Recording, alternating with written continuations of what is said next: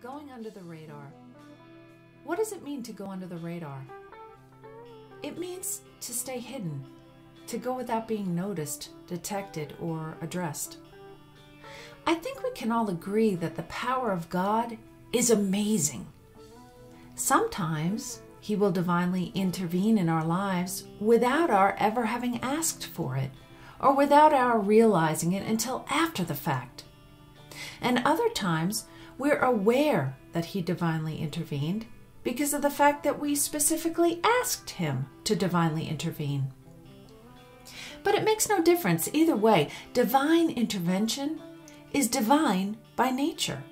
And when God makes His divine intervention obvious to us, either privately or publicly, it is exquisite to watch. So exquisite, in fact, that it leaves us standing in shock with our mouths hanging open. We call these obvious divine interventions miracles. Speaking of miracles, there are many examples in the Bible where God divinely intervened on behalf of His people, either with or without their knowledge, for the purpose of placing them underneath the radar or hiding them. On the opposite side of the coin, there are also instances in the Bible where certain people petitioned God on behalf of themselves and others, requesting God to purposely make their enemies blind to their presence. Now, why would God divinely intervene to make His people invisible? Furthermore, why would He honor a prayer to make someone's enemy blind? The answer is to keep His children safe. The concept of invisibility, or being hidden in plain sight, is not a new concept. That's what God did for His people in the Passover, when He tucked them away safely within their own homes, right in the middle of chaos and death, right in the middle of their bad circumstances. Psalm 23:4 says, "Yea, though I walk through the valley of the shadow of death, I will fear no evil, for you are with me." So you see, you can be right in the middle of the valley of evil or trouble or even death, right in the middle of whatever type of bad circumstances, yet remain underneath the radar, invisible, or in other words, miraculously hidden by God.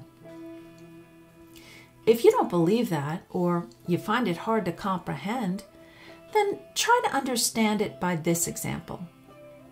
In the book of Kings, 2 Kings 6, the Bible describes how Elijah and his servant are surrounded by a large army with no escape. God provides an army of angels leading horses and chariots of fire to protect the prophet Elijah and his servant. Now, Elijah can see the spiritual army that has been sent to help them, but Elijah's servant cannot see God's spiritual army. He can only see the earthly army, or the valley of trouble that's surrounding them. So, of course, Elijah's servant is terrified, and he sees no way to escape. But then Elijah prays for his servant's spiritual eyes to be opened so that he can see the truth of the angelic army that surrounds them. Now, Elijah saw the truth, but prayed for the Lord to intervene and reveal the truth to his servant. 2 Kings 6:16 through 18 says, "So he answered, 'Do not fear, for those who are with us are more than those who are with them.' And Elijah prayed and said, 'Lord, I pray, open his eyes that he may see.'" So although Elijah's servant was terrified, Elijah, through prayer, got his servant to look again with spiritual eyes so that he could see the truth of his circumstances. Now, in the end of 2 Kings 6:18, it says, Elijah prayed to the Lord and said, "Strike this people, I pray, with blindness." And he struck them with blindness, according to the word of Elijah. Now, this scripture is a perfect depiction of how God's people can go under the radar to remain undetected.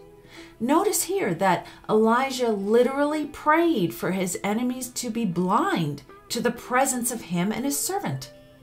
Elijah prayed for invisibility. He prayed for the Lord to place them under the radar.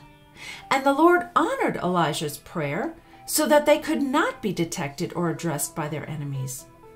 God hid Elijah and his servant in plain sight.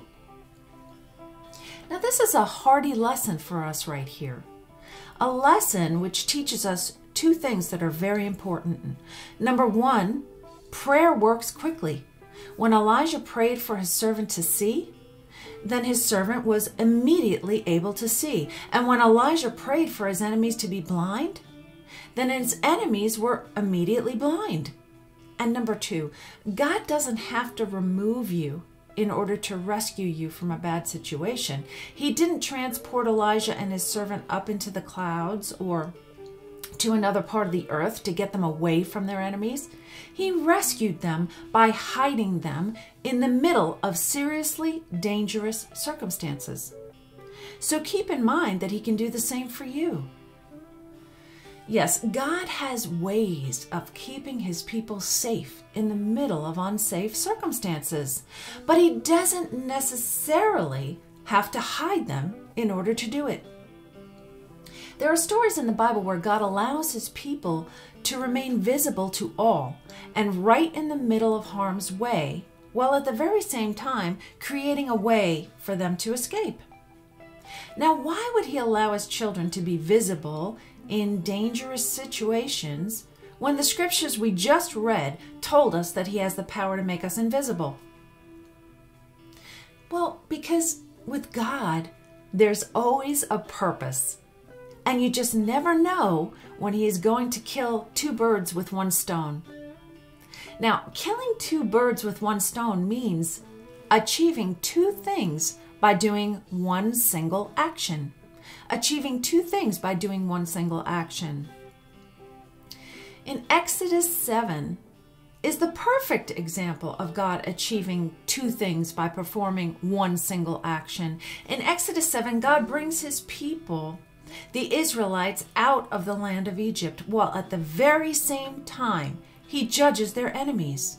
In Exodus 7, 2 and 4, God says to Moses, "You are to say everything I command you, and your brother Aaron is to tell Pharaoh to let the Israelites go out of his country. He will not listen to you. Then I will lay my hand on Egypt, and with mighty acts of judgment I will bring out my divisions, my people, the Israelites. And the Egyptians will know that I am the Lord when I stretch out my hand against Egypt and bring the Israelites out of it."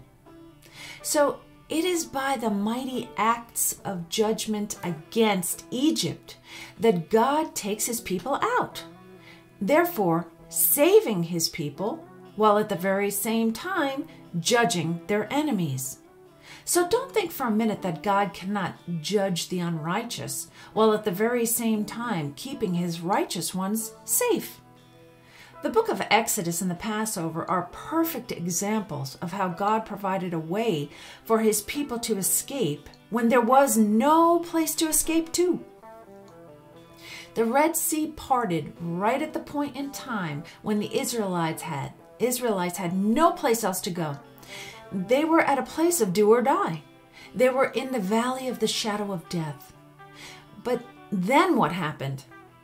Well, the sentence in Psalm 23:4 that says, "Your rod and your staff, they comfort me," happened. Let's look at that scripture again. Psalm 23:4 says, "Yea, though I walk through the valley of the shadow of death, I will fear no evil, for you are with me. Your rod and your staff, they comfort me." So how does the rod or staff of God, which is mentioned in Psalm 23:4, comfort the Israelites during their exodus from Egypt? In Exodus 4:16, God says to Moses, "But lift up your rod and stretch out your hand over the sea and divide it, and the children of Israel shall go on dry land through the midst of the sea." So it was God's instructions to Moses that prompted Moses to lift up his rod so that the miracle of the dividing of the Red Sea would happen and the Israelites could walk through it on dry land. But it's important to take note that it wasn't the rod of Moses that performed the miracle. It was the invisible rod of God behind the rod of Moses that performed the miracle which provided the Israelites a way to escape the valley of the shadow of death they were standing in. So there are two scriptures being played out during the Israelites' exodus from Egypt. Psalm 23:4, which says, "For you are with me, your rod and your staff, they comfort me." And Exodus 14:16, which says, "But lift up your rod and stretch out your hand over the sea and divide it." Do you think that the Israelites felt comforted by God when Moses lifted his rod and the Red Sea parted? Do you think that the Israelites felt comforted by God when, just when they thought there was no way to escape, God had miraculously given them a way to escape by means of a rod? So it was Moses' rod that comforted the people. But who was it that gave Moses' rod the ability to divide the Red Sea in half? God. And who was it that was with Moses and with the Israelites? God was with them. Let's look at Psalm 23:4 one more time for full clarity. It says, "For you are with me. You are with me. Your rod and your staff, they comfort me." Meaning it was the words, "For you are with me," that saved the people from the valley of the shadow of death. And the rod or staff of God that symbolized the hand of God, his divine intervention, and his great miracles on the people. In case you haven't noticed, the rod is used throughout the Bible over and over again in different ways. Look, for example, at the important role that Aaron's rod plays in Exodus 7. In this example, God sent Moses and Aaron to Pharaoh to demand the release of God's people from Egyptian servitude. In Exodus 7:9, God tells Moses and Aaron, "When Pharaoh speaks to you, saying, 'Show a miracle for yourselves,' then you shall say to Aaron, 'Take your rod and cast it before Pharaoh, and let it become a serpent.'" Aaron demonstrated God's miracles by throwing his rod down in front of Pharaoh and his officials, and when he did, it became a snake. When Pharaoh saw the rod become a snake, he summoned his wise men, his sorcerers, and Egyptian magicians to duplicate the same exact thing. When each one came and threw down his rod, it too became a snake. Of course, in the end, Aaron's rod swallowed up all of their rods, proving that, duplicate or not, God's rod, God's power, is supreme.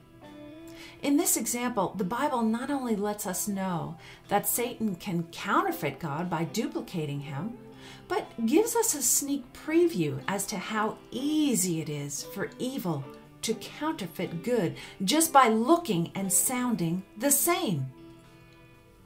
This is a beautiful but frightening illustration of how hard it is to tell the difference. And if it was difficult to tell the difference in the Old Testament, can you imagine how hard it's going to be for us in these last days to tell the difference between what is good and what is evil, since evil can counterfeit good? There's a reason why Jesus warned us not to be deceived. Why do you think Jesus said in Matthew 24:4-5, "See to it that no one deceives you, for many will come in my name, claiming I am Christ, and will deceive many"? Can you imagine if you had been amongst the onlookers, standing there watching the Exodus 7 events unfold? Can you imagine how difficult it would have been for you to tell the difference between the rods or snakes? How easy it would have been for you to have been tricked before Aaron's rod, his snake, finally swallowed up all of the other rods? Why? Because you see, the miracle of everyone's rods becoming snakes was the same. It's the sources that were different. Moses and Aaron's source was of God, and the Pharaoh and his men was of another source. Another source that Exodus 7 refers to as the secret arts. therefore proving that the things of God can be duplicated. So if we don't know how to consider the source, then we're liable to be deceived or tricked by the secret arts. Bottom line, those same secret arts exist in our world today. They are wicked in the way that they counterfeit the miracles of God and therefore deceive people. Our worldly eyes are no match for it. And the Bible warns us about it in the context of rods turning into snakes, so that we could understand that without God to reveal who the real serpent is, who the Antichrist is, we simply would not know the difference between the false Messiah and the true Messiah. So if in the very near future you see miracles beginning to happen, don't just assume they're from God, because the book of Revelation says this about the time period that the serpent or the Antichrist will be allowed to rule here on earth. Revelation 13:13 through 14 says, "He did astounding miracles, even making fire flash down to earth from the sky while everyone was watching. And with miracles he was allowed to perform on behalf of the first beast, he deceived all the people who belonged to this world." What was it again that Jesus said in Matthew 24:4 through 5? He said, "See to it that no one deceives you, for many will come in my name, claiming, 'I am the Christ,' and will deceive many." Why did he say this to us? Because the Antichrist, as the last and biggest counterfeit of all the counterfeits, the false Messiah, is going to appear on earth first, before the true Messiah, Jesus Christ, returns. Now, of course, in the end, when Jesus Christ returns, the brightness of his coming will do away with the Antichrist, and the world will know the truth in the end. But remember that in Exodus 7, although Aaron's rod reveals the truth about who the real serpent is in the end, Aaron's rod doesn't swallow up Pharaoh's sorcerer's rods until the very end, which, if you will recall, left us with a small gap of time where all of the rods looked the same to us. Therefore, in this gap of deception, we were unable with our natural eyes to tell the difference between Aaron's rod, the good rod, which got its power from God, or the sorcerer's rod, the evil rod, which got its power from the secret arts.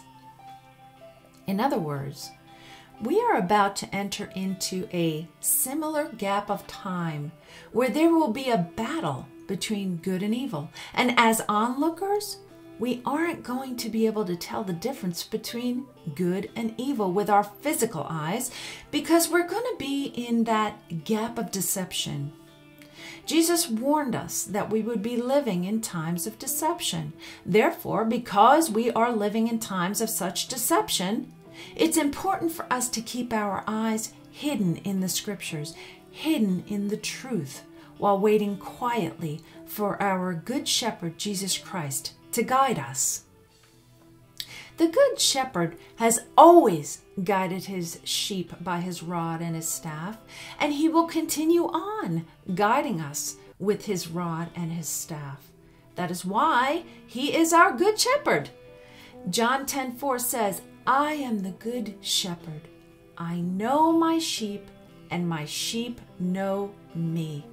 I know my sheep, and my sheep know me." And now, with an even deeper understanding of Psalm 23, it's time for we the sheep to immerse ourselves deeply into this scripture. Once again, Psalm 23:4 says, "Yea, though I walk through the valley of the shadow of death, I will fear no evil, for you are with me. Your rod and your staff, they comfort me."